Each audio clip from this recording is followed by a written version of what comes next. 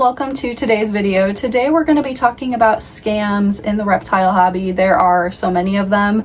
This has been happening for many years, and unfortunately I have dealt with a lot of it, and it's going to be a little bit of like a story time and just tips to avoid scams yourself, because you got to be careful out there. There are so many weird people, and especially with this hobby, like, the animals are very highly sought after and desired, and these scammers know it. They know how to get you. So something that's been happening personally for me for a couple of years now is, especially on Facebook, I feel like Facebook in particular has the most scams. But there are people that are stealing photos, and they have their own Facebook groups. There's so many Facebook groups just reptile related, whether it's breeding or looking for certain reptiles. And people love to steal photos and say that those particular animals are for sale. And I cannot tell you how many times I have seen pictures of Bowie or my chameleons on some random Facebook group that I'm unaware of until someone tells me about it, and they're saying that Bowie is for sale. And then people are commenting and interested and DMing them, and unfortunately they're probably getting scammed. I hope they're not. I hope people haven't fallen for it, but that's what these scammers are trying to do. It's not just Facebook. They could literally do it on any platform. So it's just something to be aware of, because especially on Facebook, I don't use Facebook to sell any of my animals. So if you see any photos of my animals and I'm saying they're for sale, they're not for sale. Like, these are my pets, these are my children, I'm not selling them. So anyone that knows me and watches my content, I feel like they kind of know this, and a lot of you guys let me know when you see this happening. But for people that aren't aware, they might think, oh, this animal is for sale, and they've never seen it before, and so they go to purchase it. So it's just one of those things that is very frustrating, and it's for someone that isn't aware, like, there's really not much you can do. You just have to be very careful with who you're sending your money to. Another weird thing that I have seen is that people literally pretend to be me.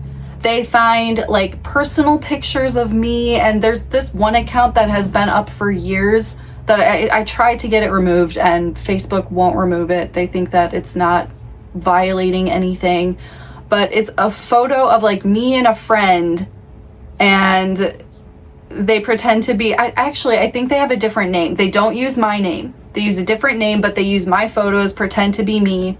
And I've seen other people do it. They'll create other accounts on Facebook and call it Reptilian Garden, because I don't have an account called Reptilian Garden on Facebook.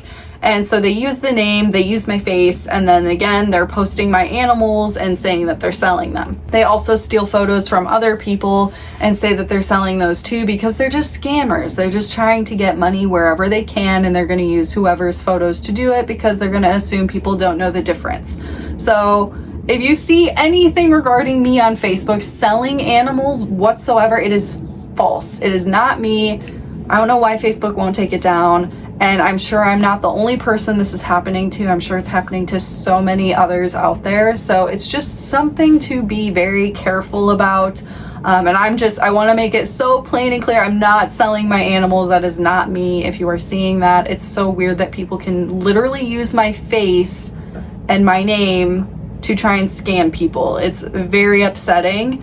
And unfortunately, there's really nothing I can do besides try to bring awareness to it. And then with scamming with reptiles, there's also products that you can scam with. And I myself got scammed many years ago.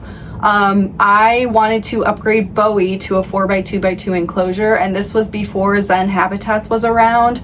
And there were not many enclosure options at all, anywhere.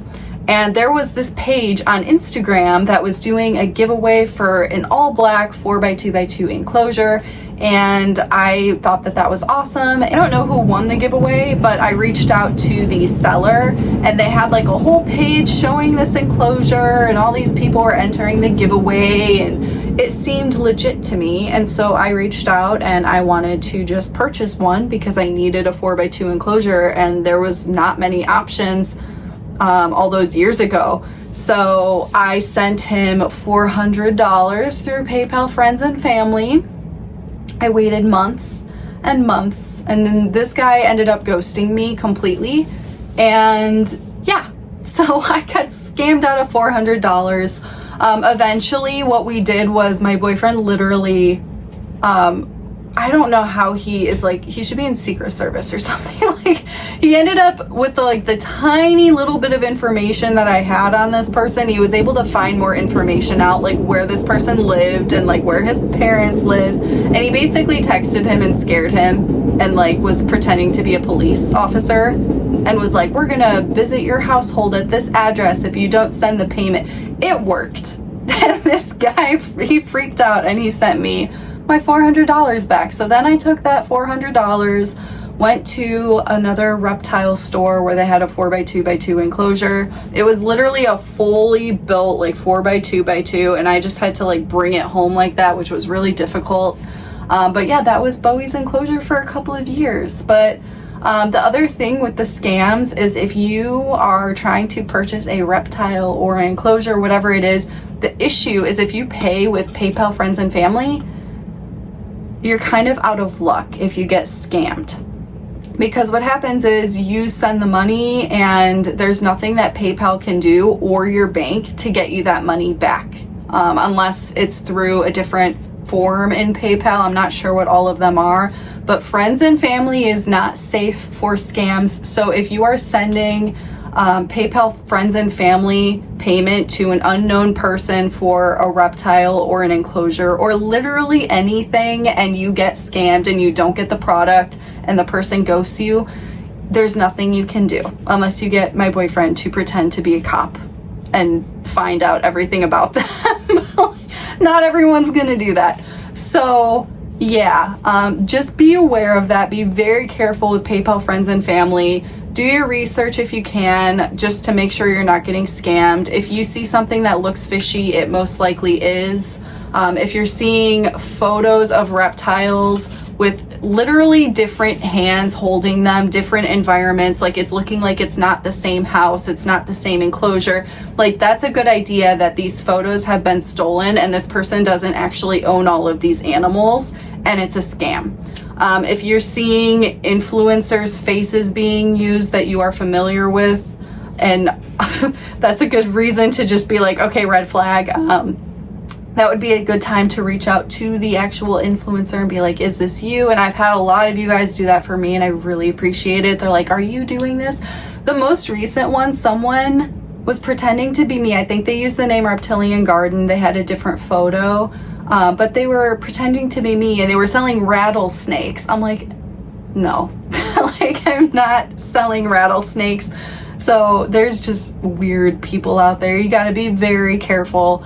So if you guys have any other tips or even story times for like how you got scammed, go ahead and leave it in the comments. I want this to be educational. I want to bring more awareness and be able to avoid situations like this. That way people aren't getting scammed. I feel so bad knowing that it's possible that people have been scammed because they see my face on a profile or my photos of my animals and they think that it's actually me selling them. Like it sucks. I absolutely hate it. I wish that there was more that Facebook or Instagram could do, because when you report a lot of these pages, a lot of the time they're just like, it's fine, it's not violating our guidelines, and it just stays there. So it's really unfortunate. So yeah, go ahead and leave some comments. I'm curious to see what crazy stories you guys have, or any tips to avoiding scams are highly recommended. I hope that this video will help someone avoid a scam in the future. And yeah, I hope that this was helpful, and I'll see you guys in the next video.